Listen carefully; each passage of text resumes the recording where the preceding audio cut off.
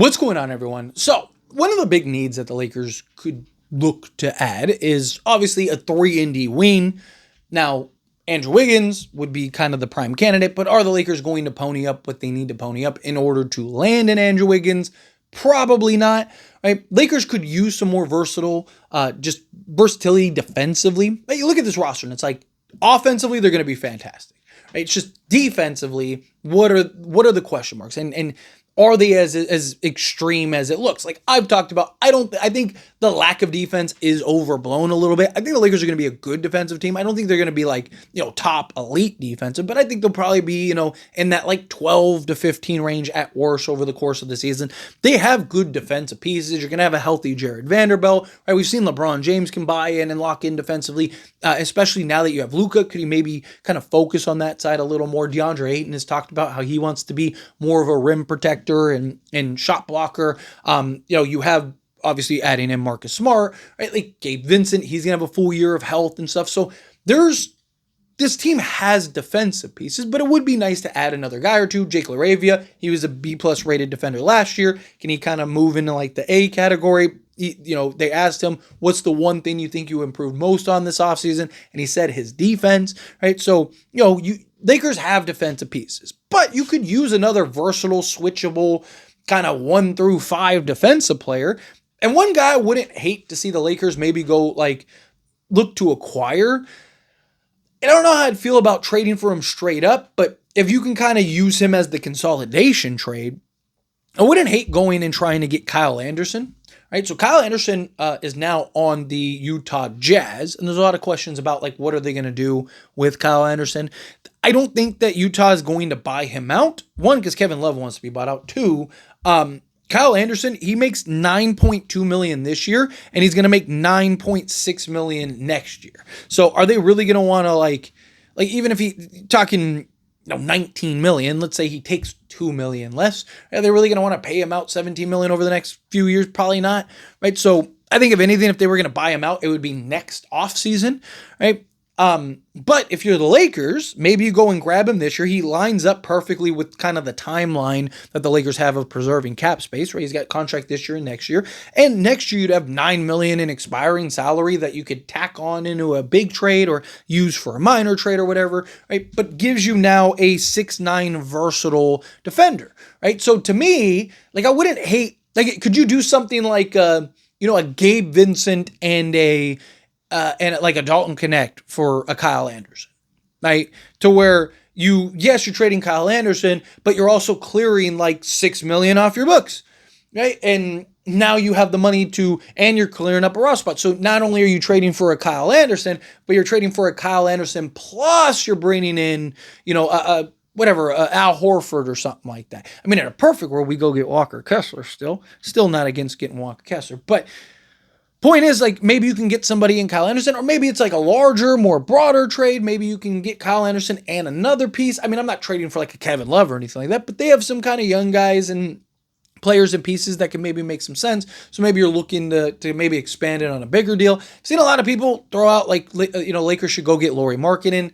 Personally, I'd stay away from Lauri Markkanen. I just think his contract, especially under the new CBA, I think he's just way overpaid, right? He's being paid like he's a number 1 or 2 guy, and I think he's closer to a third or fourth guy. I think if he's your third guy, you're probably in really good shape. I get, ideally, he'd fit in seamlessly, right? Slot in 3 through 5 for you. He's kind of more of that 3-4 type of guy that Michael Porter Jr., tall, long, can hit shots and shoot over the top type guy.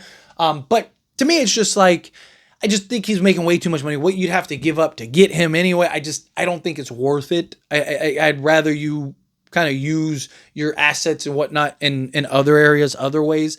But I think if you're gonna just focus on a Kyle Anderson, I think he's a guy, again, 6'9", versatile, can defend 1 through 5 for you. Talk about a guy that he has the wingspan, he has the height, he has the length. Problem is, he's not really a 3-point shooter. He's had a couple seasons where, he even had a season where he shot 41% from 3-point range, but it's on like one attempt. So he's not even a guy that shoots a ton of threes, but he is a guy that he's one of those like Swiss Army knife type players, which I do think the Lakers could really benefit from. He's a guy that can lock down and defend defensively, be versatile, but help you rebound. He can help make plays. He's a guy that can kind of be that kind of Swiss. Like I look at him in like a Boris Diaw role. For those that, are old enough to remember Boris Diaw, right? Like somebody like that you can slot in and he can play multiple positions for you. He's even got the size and the length to where if you wanted to go like a small ball position, like you can have him at like 6'9" in the small ball center, and he's a guy that can kind of make plays, rebound the basketball, score the basketball for you, kind of fit whatever schemes that you're trying to play and utilize around him. Like that's kind of what I see him, like that utility guy, right? A guy that can, initiate your offense, that you can run your offense through even in at times. He's 235, so he's got some good size, some good strength, but just gives you that length, that size, that defense, right? Which is something that the Lakers really need. And he'd be a much cheaper, like I'm not giving up a first for Kyle Anderson. I'm not trading any of like my assets. I'm not doing anything like that. It's like, hey, you want a Dalton Connect? Sure, we'll do a Dalton Connect, but it's because we're going to clear some salary also, right? It's just gives you an option to look at that could maybe kind of, help bolster this team a little more. But he's 31 years old, right? He'll be 32 in September, right? Basically a month, September 20th, so a month and a half really is where we're at with him. But he'll be 32 in September. So, you're talking about a guy who is a veteran guy, right? But he's not on a long-term deal. We're stuck with him until he's like 36, 37. Even when he's off and in the final year of his deal, he still would be young enough to where you can move off of him, trade him. Teams would probably be interested in him. Kind of, again, just a rotation utility guy. You're not looking for him to come in and start or, do anything crazy. You're looking for him to just come in and be a rotation guy, right? Like, ideally, if it's me, I'd probably, because you wouldn't have to trade Rui Hachimura, so you could leave Rui.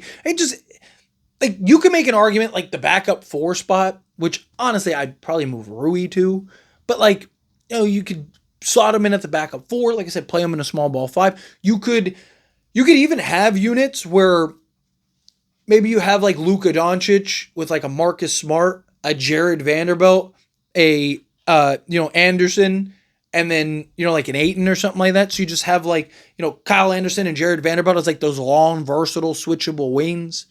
And then like Luka Doncic for the scoring and Marcus Smart for some more defense. Just be the switchable, versatile defense. Especially like Kyle Anderson fits the defensive schemes that JJ Redick wants to run. Switch 1 through 5, switch everything. So when you have Kyle Anderson out there, he's a guy that can switch 1 through 5. He's a guy that can switch on to guards and centers and forwards and all that stuff. So it gives you that defensive versatility and fits kind of the defensive schemes that the Lakers want to run, right? So to me, I think it makes a lot of sense to maybe bring him in if you can, if it's within reason.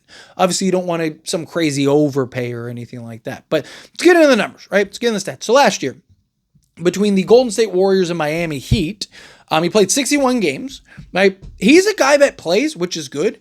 Right? So he played 61 games last year, but he played 79 the year before, 69, 69, 69, 67. So he's giving you about 69 games a season on average, right? So good, come in, play a role. But last year, in total, 16 minutes per game between Golden State and Miami.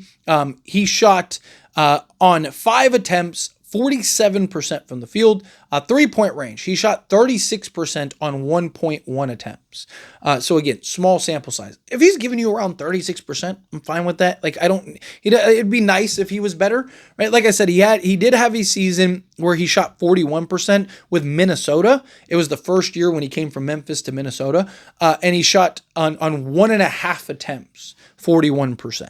So even that is not like the volume you'd be looking for. The most attempts he's ever taken in a season was in 2020, 2021 with Minnesota, which he took 4 attempts. He did, however, shoot 36% from 3-point range. So if he could do that, I'm fine with it. With his defensive versatility and switchability and all that stuff, right? Like if he can just give us 36%, basically be league average from 3-point range on 4 attempts, perfect. That's all I'd need. That's all I'd be looking for. But 2-point range on 4 attempts, shot 49% from the field, EFG of 47.2%, free throw shooting 71% on 1.7 attempts. Grabbed rebound wise, he grabbed 3.5 rebounds, 2.5 assists, a steal, half a block, and 6 points per game. If you look at his per 36, which doesn't tell you everything, kind of gives you an idea of like what kind of production would he have done last year. He would have been 13 points, 8 rebounds, or 7.5 rebounds, but 13 points, 7.5 rebounds, 5 assists, 1.5 steals, and 1.5 blocks in that time. So again, a guy that can give you just that defensive versatility, give you that switchability, give you the things that you'd be looking for in that regard. He was better in Golden State than he was in Miami. Like you look at his numbers in Golden State or in Golden State over Miami. From 2-point range, he was actually better, 51.7% on 4.6 attempts. But Golden State from 3-point range on 1.5 attempts shot almost 37% from 3-point range. So again, if he can be in that 36-37% range, gives you that utility guy, gives you that Swiss Army knife guy, a guy that can defend multiple positions, make plays out of the post, do several things out there on the basketball court, sign me up. Let me know your thoughts and opinions down in the comments. As always, this is a discussion, so I want to hear from you. Let me know. That being said, if you haven't liked this video, hit that like button. Helps me out. So enjoy these types of videos, and I truly appreciate it. Not subscribe channel, hit that subscribe button. Turn on the bell notifications. Appreciate y'all. See you in the next one.